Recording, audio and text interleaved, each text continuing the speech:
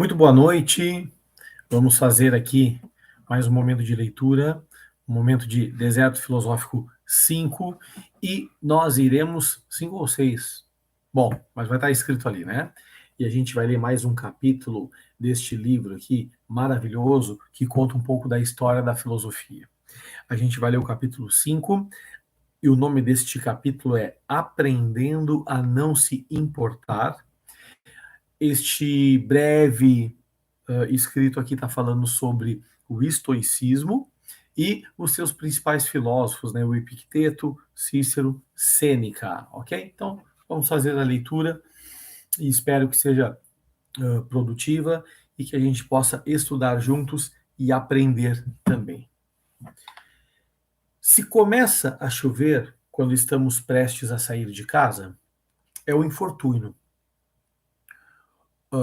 Mas, se temos de sair, além de colocarmos um casaco e pegarmos um guarda-chuva ou cancelarmos um compromisso, não há muito o que possamos fazer. Não podemos fazer a chuva parar, não importa o quanto quisermos. Deveríamos nos aborrecer com isso?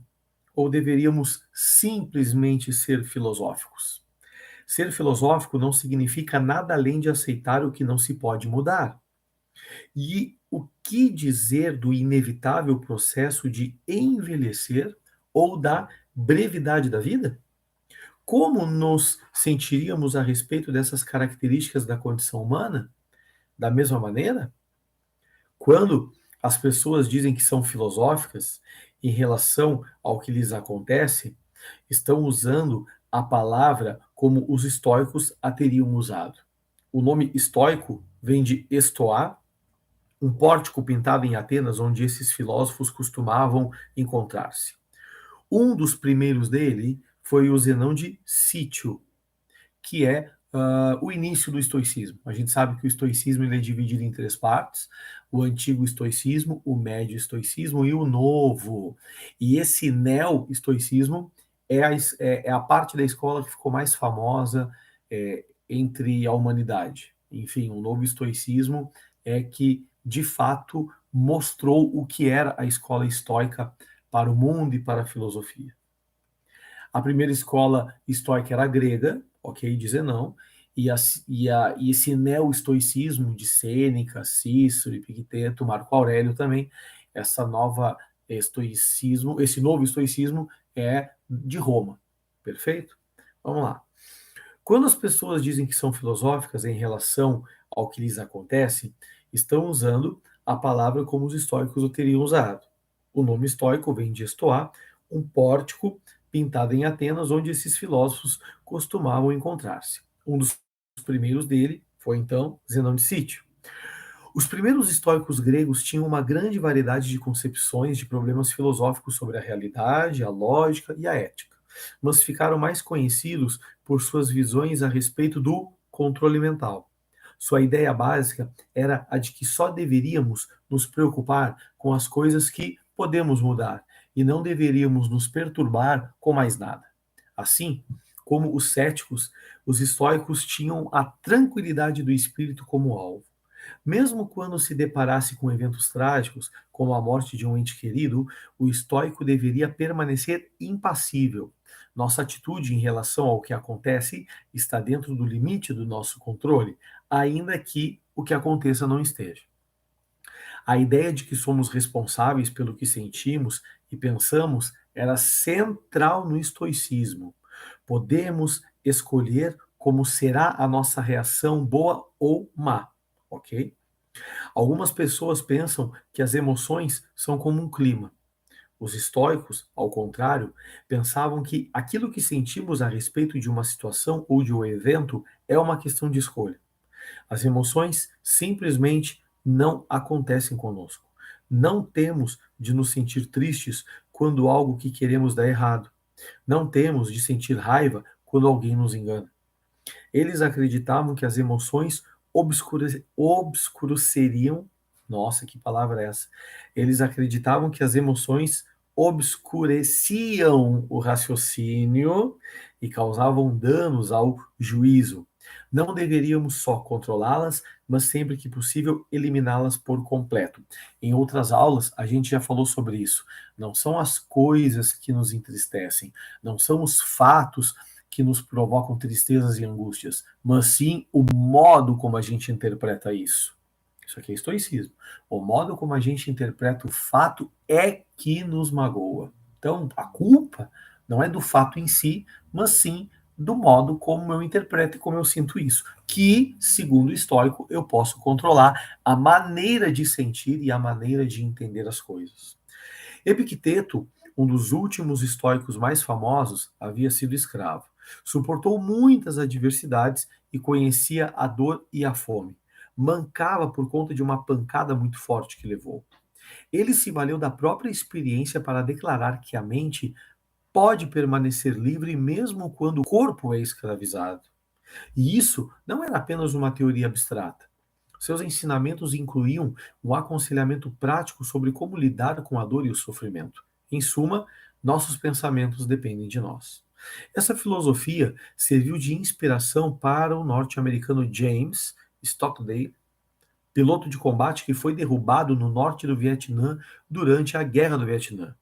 Stockdale foi torturado muitas vezes e mantido numa solitária durante 4 anos. Ele conseguiu sobreviver aplicando o que se lembrava de ter aprendido do ensinamento de Epicteto em um curso que fez na faculdade. Enquanto descia de paraquedas sobre o território inimigo, decidiu se manter impassível diante de tudo que o fizesse, não importando quão inóspito fosse o tratamento.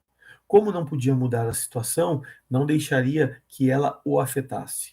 O estoicismo deu a ele a força para superar a dor e a solidão que teriam destruído a maioria das pessoas. Essa filosofia da tenacidade começou na Grécia Antiga, mas floresceu no Império Romano.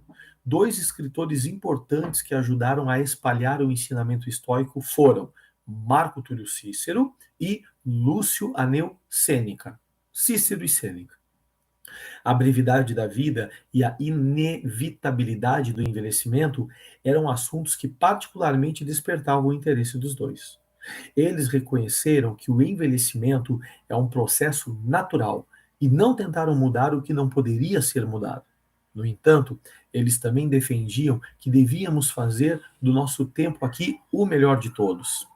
Cícero parecia desdobrar-se mais do que a maioria das pessoas. Era advogado e político, além de filósofo. Em seu livro sobre a velhice, ele identificou 4 problemas principais no envelhecimento. É mais difícil trabalhar, o corpo torna-se mais fraco, acaba-se a alegria dos prazeres físicos e a morte está próxima. Envelhecer é inevitável, mas como argumentava Cícero, podemos escolher como reagir a esse processo.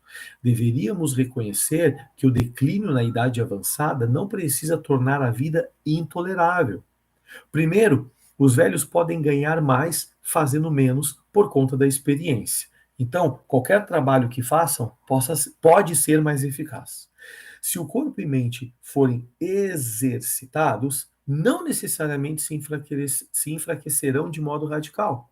E mesmo quando os prazeres físicos tornam-se menos agradáveis, os idosos conseguem passar mais tempo na companhia de amigos e conversando, o que é bastante compensador. Por fim, ele acreditava que a alma vivia para sempre. Então, os idosos não deveriam se preocupar com a morte. A atitude de Cícero era de que deveríamos tanto aceitar o processo natural do envelhecimento, quanto reconhecer que a atitude que tomamos diante dele não precisa ser pessimista. Sêneca, outro grande difusor das ideias estoicas, adotou uma linha semelhante quando escreveu sobre a brevidade da vida. Não se costuma ouvir as pessoas reclamando que a vida é longa demais. A maioria diz que ela é curta demais. Há muita coisa para se fazer em pouco tempo. Nas palavras do grego antigo Hipócrates, a vida é curta, a arte é longa. Os idosos que conseguem perceber a morte aproximando-se geralmente desejam apenas ter mais alguns anos para que consigam realizar o que queriam na vida. Porém, muitas vezes já é tarde e eles acabam entristecendo-se com o que poderia ter acontecido. A natureza é cruel a esse respeito. Justamente quando estamos atingindo o auge das coisas, morremos. Sêneca, vou ler melhor de novo isso. A natureza é cruel a esse respeito, justamente quando estamos atingindo o auge das coisas, morremos. Sêneca não concordava com essa visão.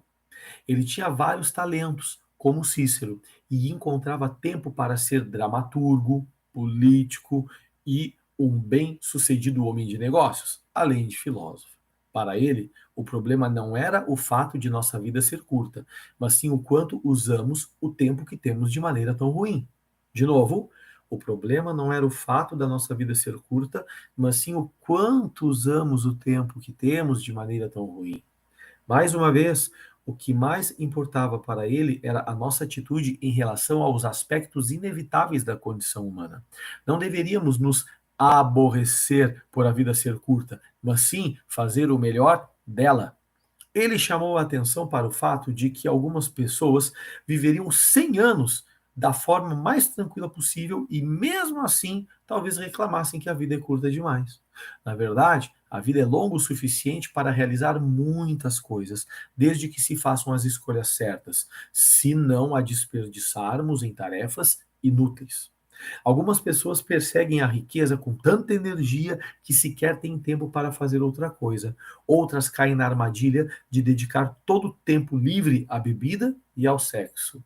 Se formos descobrir isso somente na velhice, será tarde demais, pensava Sêneca. Ter rugas e cabelos brancos não garante que um idoso passou a maior parte do tempo fazendo as coisas valerem a pena, ainda que algumas pessoas ajam equivocadamente como se o fizessem. Alguém que içar as velas de um barco e assim se deixa levar pelas tempestades, não esteve numa viagem, apenas foi jogado de um lado para o outro. Vou ler isso de novo. Alguém que iça as velas de um barco e assim se deixa levar pelas tempestades, não esteve numa viagem, apenas foi jogado de um lado para o outro. O mesmo acontece com a vida. Estar fora de controle, ser carregado pelos acontecimentos, sem ter tempo para as experiências mais valiosas e significativas, é bem diferente do que viver verdadeiramente. Um dos benefícios de ter uma vida boa é que não precisaremos ter medo de nossas memórias quando envelhecermos. Se perdermos nosso tempo, não vamos querer pensar a olhar para trás em como passamos nossa vida, pois provavelmente será doloroso demais contemplar todas as oportunidades que perdemos. E por essa razão que tantas pessoas preocupam-se com trabalhos triviais, acreditava Sêneca. É uma forma de evitar a verdade em relação àquilo que não conseguiram fazer. Ele incitava os leitores a se retirarem da multidão e a evitarem se esconder de si mesmos por estarem ocupados. Segundo Sêneca, como então deveríamos viver? O ideal estoico era viver como um recluso, longe de outras pessoas. Sêneca dizia com bastante discernimento que a maneira mais fecunda de existir era estudando filosofia. Era uma forma de ser verdadeiramente vivo. A vida de Sêneca deu a ele inúmeras chances de praticar o que pregava. Em 41 depois de Cristo, por exemplo, foi acusado de ter uma relação amorosa com a irmã do imperador Caio César, Calígula. Não se sabe ao certo se o relacionamento aconteceu ou não, mas o resultado é que ele foi enviado para o exílio em Córcega, onde passou 8 anos. Depois, a sorte virou para o seu lado mais uma vez e ele foi chamado de volta a Roma para se tornar o tutor de um menino de 12 anos, o futuro imperador Nero, de quem posteriormente foi redator de discursos e conselheiro político. No entanto, essa relação acabou de forma terrível. Outra virada do destino. Nero acusou Sêneca de fazer parte de uma conspiração para matá-lo. E desta vez não houve escapatória. Nero pediu que Sêneca se suicidasse. Fazendo uma pausa aqui na minha leitura, tentando ser um pouco rápido, Sêneca ele é tutor de Nero. Nero, um paranoico que matou todo mundo com aqueles complexos de inferior, complexos de perseguição, ele achou que Sêneca estava tramando contra ele e ele, não se animando a matar Sêneca, ele pede que Sêneca se suicidasse numa banheira, tomando cicuta, enfim, né? Recusar estava fora de questão. e o levaria à execução de todo modo. Resistir seria inútil. Ele tirou a própria vida e, fiel ao seu estoicismo, chegou ao fim tranquilo e em paz. Uma das maneiras de encararmos o principal ensinamento dos estoicos é pensá-lo como um tipo de psicoterapia, uma série de técnicas psicológicas que tornarão nossa vida mais tranquila. Livre-se das emoções desagradáveis que maculam o pensamento e tudo será mais fácil. Infelizmente, no entanto, mesmo que você consiga acalmar as emoções, pode acabar descobrindo que perdeu algo importante. O estado de indiferença defendido pelos estoicos pode diminuir a infelicidade diante dos eventos que não conseguimos controlar. Contudo, talvez tenhamos de pagar o preço por nos tornarmos frios, insensíveis e talvez até menos humanos.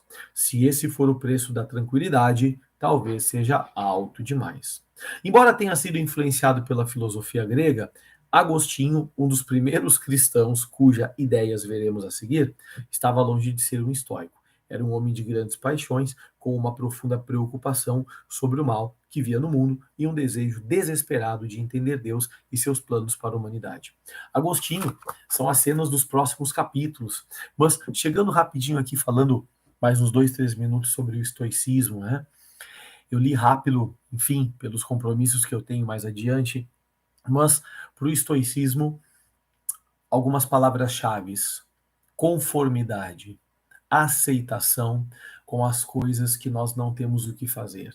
Existem coisas na nossa realidade que nós não conseguiremos modificar, coisas que não têm relação com as nossas atitudes. O exemplo do livro aqui é a chuva, é o clima, mas em nossa vida diária, em nossa vida privada, existem tantas coisas que a gente não consegue controlar que para o estoicismo ficar se estressando com isso, ficar se angustiando com isso é perder tempo, é perder espírito, é perder saúde, é perder ataraxia. Então, precisamos aceitar de fato, mentalmente, emocionalmente, as coisas que não podem ser modificadas. E sim, o estoicismo é uma escola de coragem. Coragem para quê? Para modificar aquilo que dá para ser modificado, mudar aquilo que tu sabes que depende das tuas ações, ok? Enfim, beijo para vocês e até o próximo Deserto Filosófico. Até a próxima.